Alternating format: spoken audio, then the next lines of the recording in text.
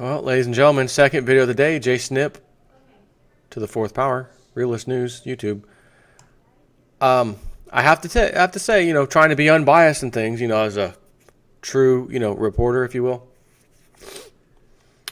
And I've told you all kinds of things about Trump, both positive and negative. I didn't like his, Goldman Sachs pick, Mr. Steve Mnuchin, some other ones he's picked, had an issue with. I don't particularly care for his stance on pro-Israel stuff when we created Israel in 1947 or 8, was it?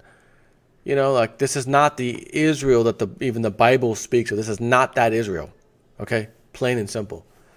The Mossad have been involved in, the Mossad is like the CIA. That's their CIA. And they've been involved in all kinds of events, so well, across the world of terror. But that's another story. There's a lady, you might have heard of her. I'm going to just show you a little screenshot of her. She's kind of nice to look at, if you don't mind me saying so. Just throw it out there. My wife, she's cool with me saying that. Okay, she's cool with it. Not a bad looking lady. Nomi Prins. I've heard this woman speak numerous times, read numerous articles from her, and I'm proud to read you something she said very recently. The Goldman Sachs effect. How a bank conquered Washington by Nomi Prins. So, the reason I was telling you about the whole, I've said good things and bad things about Trump, because she can see the writing on the wall. It doesn't matter who the president and who's his advisors. How many times have I come out here and said this? It matters who the advisors are. The king doesn't matter when the advisors can tell him anything. And if he's got his trusted advisors, he's got to listen to his trusted advisors. Now, what I'd love to see, and I mean love to see, is all these banker club boys he's put in there. You know what? Maybe you're not right for me. You're fired. You know what? You over there, I know I picked you, but listen, you're not right either. Or maybe he's keeping him in there and then telling them, I know you're in charge, but I also know who you're in cahoots with. Listen, I would have never got anybody come into this position and get actually the okay from the Senate, so I had to pick you guys. Listen to me. You're going to do what I tell you to do, okay? You're not going to advise me. I'm going to advise you, okay? That would be lovely if that's what Trump's doing, but I can't say that I know that that's happening. So, remains to be seen how all this goes, but he is steamrolling in a good way right now. I will say that. However, Nomi Prins, let's see what she has to say. Irony isn't a concept with which President Donald Trump is familiar. In his inaugural address, having nominated the wealthiest cabinet in American history, he proclaimed, "For too long, a small group in our nation's capital has reaped the rewards of government while the people have borne the cost. Washington flourished, but the people did not share in its wealth." End quote. Under Trump, an even smaller group will flourish, and particularly a cadre of former Goldman Sachs executives. To put the matter bluntly, two of them, along with the Federal Reserve, are likely to control our economy and financial system in the years to come. Infusing Washington with Goldman alums isn't exactly an original idea. 3 of the last 4 presidents, including the Donald, have handed the wheel of the U.S. economy to ex-Goldmanites. But in the true Trumpian style, after attacking Hillary Clinton for her Goldman ties, he wasn't satisfied to do just that. He had to do it bigger and better. Unlike Bill Clinton and George W. Bush, just a sole Goldman figure lording it over economic policy wasn't enough for him. Only 2 would do. The great vampire squid revisited. Whether you voted for or against Trump, whether you're gearing up for the revolution or waiting for his next tweet to drop, rest assured that in the years to come, the ideology that matters most won't be that of the forgotten Americans in his inaugural address. It will be that of Goldman Sachs, and it will dominate the domestic economy and, by extension, the global one. At the dawn of the 20th century, when President Teddy Roosevelt governed the country on a platform of trust busting aimed at reducing corporate power, even he could not bring himself to bust up the banks. That was a mistake born of his collaboration with the financier J.P. Morgan, to mitigate the effects of the bank panic of 1908 or 1907. Roosevelt feared that if he didn't enlist the influence of the country's major banker, the crisis would be even longer and more disastrous. It's an error he might not have made had he foreseen the effect that one particular investment bank would have on America's economy and political system. There have been hundreds of articles written about the world's most powerful investment bank, or as journalist Matt Taibbi famously called it back in 2010, the Great Vampire Squid. That squid is now about to wrap its tentacles around our world in a way previously not imagined by Bill Clinton or George W. Bush. No less than 6 Trump administration appointments already hail from that single banking outfit. Of those, 2 will impact your life strikingly. Former Goldman partner and soon-to-be Treasury Secretary Steven Mnuchin, and incoming top economic advisor and National Economic Council Chair Gary Cohn, former president and number 2 at Goldman. The council he will head has been responsible for policy making for domestic and international economic issues. Now let's take a step into history to get the full Monty on why this matters more than you might imagine. In New York, circa 1932, then-Governor Franklin Delano Roosevelt announced his bid for the presidency. At the time, our nation was in the throes of the Great Depression. Goldman Sachs had, in fact, been one of the banks at the core of the infamous crash of 1929 that crippled the financial system and nearly destroyed the economy. It was then run by a dynamic figure, Sidney Weinberg, dubbed the politician by Roosevelt because of his smooth tongue, and Mr. Wall Street by the New York Times because of his range of connections there. Weinberg, that sounds like a Jewish name, doesn't it? Does it not?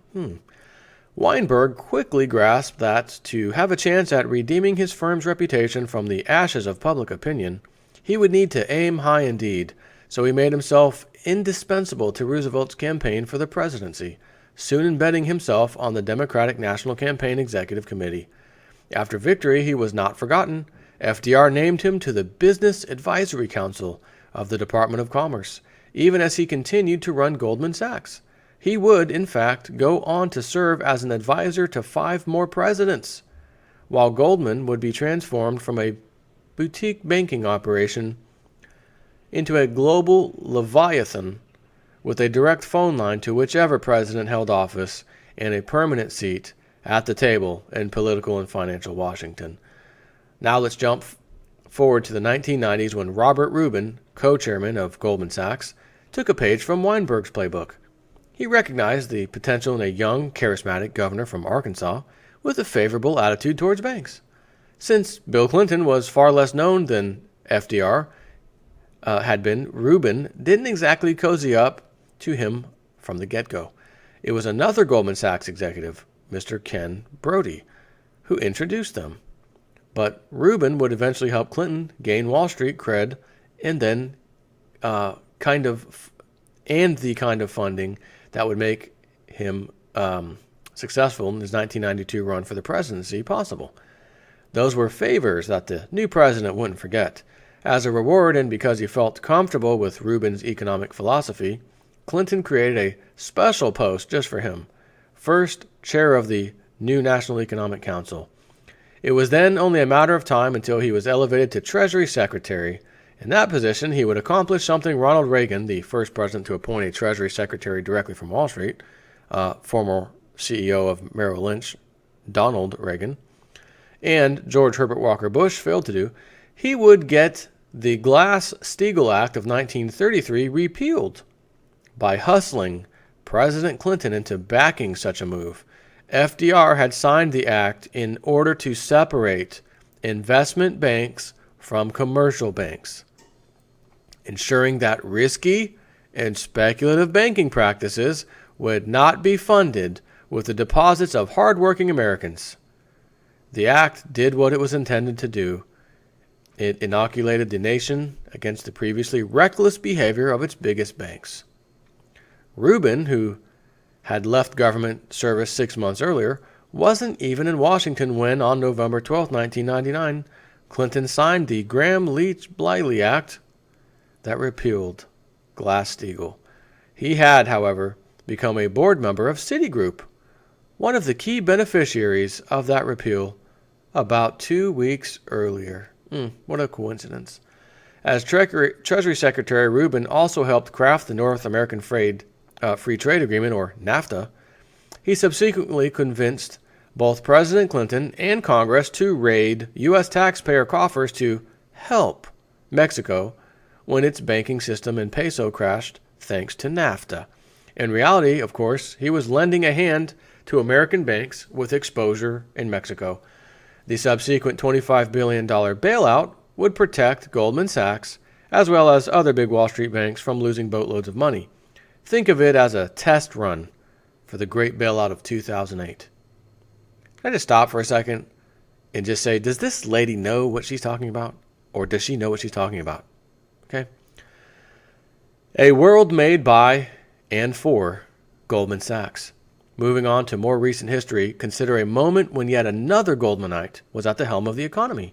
From 1970 to 73, Hank Paulson had worked in various positions in the Nixon administration.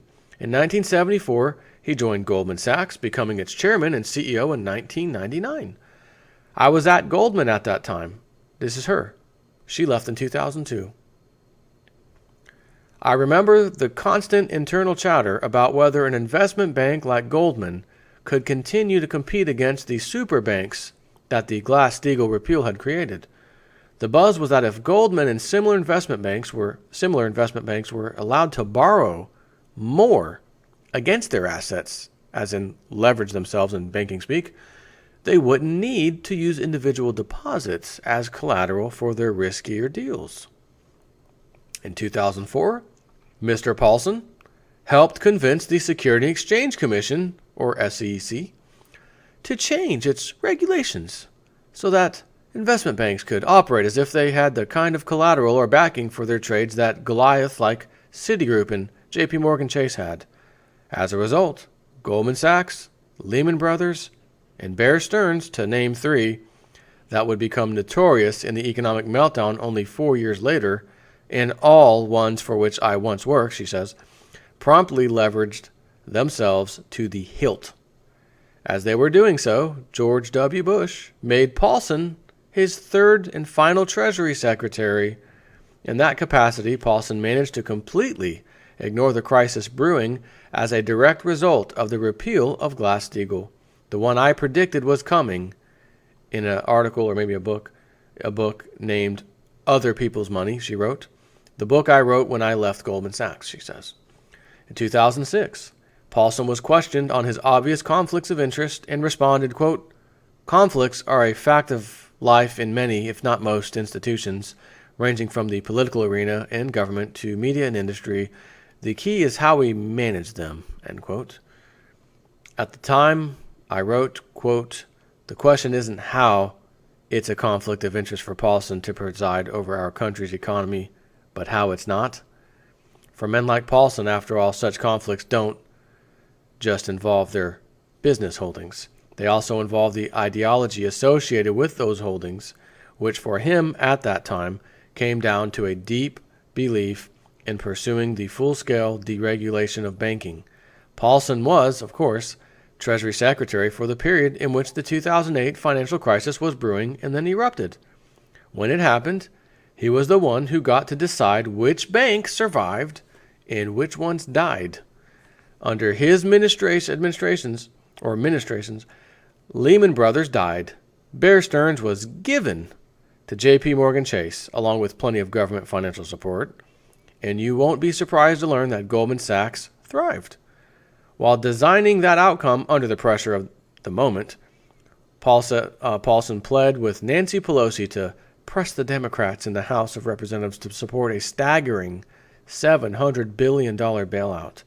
All those taxpayer dollars went with the 2008 Emergency Financial Stability Act that would save the banking system under the auspices of saving the economy and leave it resplendently triumphant, bonuses included, even as foreclosures rose by a whopping 21% the following year. Once again, it was a world made by and for Goldman Sachs. Goldman Sachs back in the White House. Running for office as an outsider is one thing. Instantly inviting Wall Street into that office once you arrive is another. Now it seems that Donald Trump is bringing us the newest chapter in the long-running White House Goldman Sachs saga. And count on Steven Mnuchin and Gary Cohn to offer a few fresh wrinkles on that old alliance. Cohn was one of the partners who ran the Fixed Income, Currency and Commodity, or FICC, division of Goldman. It was the one that benefited the most from leverage, trading, and the complexity of Wall Street's financial concoctions like collateralized debt obligations, or CDOs, stuffed with derivatives attached to subprime mortgages. You could say it was leverage that helped propel Cohn up the Goldman food chain. Steven Mnuchin has proven particularly adept at understanding such concoctions. He left Goldman in 2002. In 2004, with two other ex-Goldman partners, he formed the hedge fund Dune Capital Management. In the wake of the 2008 financial crisis, Dune went shopping, as Wall Street likes to do, for cheap buys that could convert into big profits. Mnuchin and his pals found the perfect prey in a Pasadena-based bank, IndyMac, that had failed in July 2008 before the financial crisis kicked into high gear and had been seized by the Federal Deposit Insurance Corporation, or FDIC. They would pick up its assets on the cheap. At his confirmation hearings, Mnuchin downplayed his role in throwing homeowners, including members of the military, out of their heavily mortgaged homes as a result of that purchase. He cast himself instead as a genuine hero, the guy who convened a cadre of financial sharks to help, not harm, the bank's customers who, without their benevolence, would have fared so much worse. He looked deeply earnest as he spoke of his role as the savior of the common, or perhaps, in the age of Trump, forgotten man and woman. Maybe he even believed it. But the philosophy of swooping in, attacking an IndyMac-like target of opportunity, and converting it into a fortune for himself and problems for everyone else has been a hallmark of his career. To transfer this version of overamped 1% opportunism to the halls of political power is certainly a new definition of, in Trumpian terms, giving the government back to the people. Perhaps what our new president meant was the people at Goldman Sachs. Think of it, in any case, as the supercharging of a vulture mentality in a designer suit, the very attitude that once fueled the rise of power of Goldman Sachs. Mnuchin repeatedly blamed the FDIC and other government agencies for not helping him help homeowners. Quote, "In the press, it has been said that I ran a foreclosure machine," he said. "On the contrary, I was committed to loan modifications intended to stop foreclosures. I ran a loan modification machine." End quote. Whenever we could do loan modifications, we did them. But many times the FDIC, FNMA, FHLMC, and bank trustees imposed strict rules governing the processing of these loans. End quote. Nothing, that is, was or ever is his fault, reflecting his inability to take the slightest responsibility for his undeniable role in kicking people out of their homes when they could have remained. It's undoubtedly the perfect trait for a Treasury Secretary in government of the 1% of the 1%. Mnuchin also blamed the Federal Reserve for suggesting that the Volcker Rule, part of the Dodd-Frank Act of 2010, designed to limit risky trading activities, was harming bank liquidity and could be a problem. The way he did that was typically slick. He claimed to support the Volcker Rule even as he underscored the Fed's concern with it. In this way, he managed to both make himself look squeaky clean and very publicly open the door to a possible Trumpian revision of that rule that would be aimed at weakening its intent and once again deregulating bank trading activities. Now, I will say they've already gutted Dodd-Frank quite a bit, not since Trump's been in office, but right away they started attacking that thing and moving pieces of it out of there. This is almost over. Similarly, at those confirmation hearings, he said, as Trump had previously, that we needed to help community banks compete against the bigger ones through less onerous regulations. Even though this may indeed be true, it is also guaranteed to be another bait-and-switch move likely to lead to the deregulation of the big banks, too. Ultimately, rendering them even bigger and more dangerous, not just to those community banks, but to all of us. Indeed, any proposition to resize the size of the banks, the big banks, was sidestepped, although Mnuchin did say that 4 monster banks shouldn't run the country. He didn't say that they should be broken up. He won't, nor will Mr. Cohn. In response to a question from Democratic Senator Maria Cantwell, he added, quote, "No, I don't support going back to Glass-Steagall as is. What we've talked about with the president-elect is that perhaps we need a 21st century Glass-Steagall. But no, I don't support taking a very old law and saying we should adhere to it as is." End quote.